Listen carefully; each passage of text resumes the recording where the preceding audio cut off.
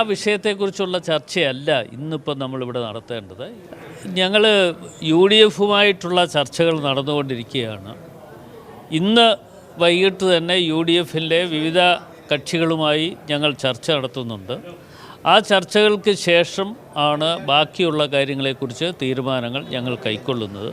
ആ തീരുമാനങ്ങൾ കൈക്കൊള്ളുന്നുണ്ടെങ്കിൽ നിശ്ചയമായി നിങ്ങളെ എല്ലാവരെയും അറിയിച്ചിരിക്കും. തർക്കമില്ലാത്ത സീറ്റുകളിൽ ആദ്യം സ്ഥാനാർത്ഥികളെ പ്രഖ്യാപിക്കുക എന്നുള്ളതായിരിക്കുമോ? കാര്യം 40ഓളം സീറ്റുകൾ എന്നുള്ളതാണ് വി ഡി സതീശൻ പറഞ്ഞിരിക്കുന്നത്.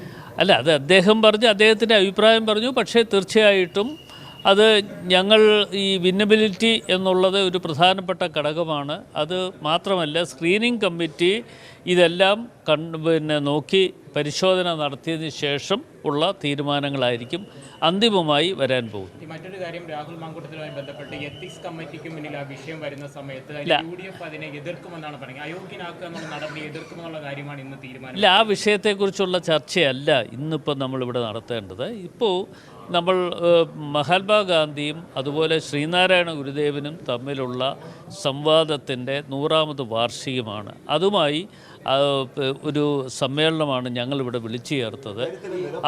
ആ സമ്മേളനം വിളിച്ച് ചേർത്തതിൻ്റെ അടിസ്ഥാനത്തിൽ കാര്യങ്ങൾ മുമ്പോട്ട് പോകുന്നു. മറ്റ് കാര്യങ്ങളിലേക്ക് ഒന്നും തന്നെ ഞങ്ങളിപ്പോൾ കടക്കാൻ ആഗ്രഹിക്കുന്നില്ല. ഈ സഭയിൽ സ്വർണ്ണക്കൊള്ളയുമായി ബന്ധപ്പെട്ടുകൊണ്ട് ഇപ്പോൾ സോണിയാഗാന്ധിയെ ഉൾപ്പെടെ ചോദ്യം ചെയ്യണമെന്നുള്ളതാണ് ഇന്നും ആവശ്യപ്പെട്ടിരിക്കുന്നത് ഭരണപക്ഷം. അങ്ങനെ ഒരു ടാർഗറ്റ് ചെയ്ത് പോവുകയാണ്. ഈ പ്രതിപക്ഷം ഉന്നയിക്കുന്ന വിഷയങ്ങൾ അപ്രസക്തമായി പോവുകയല്ലേ?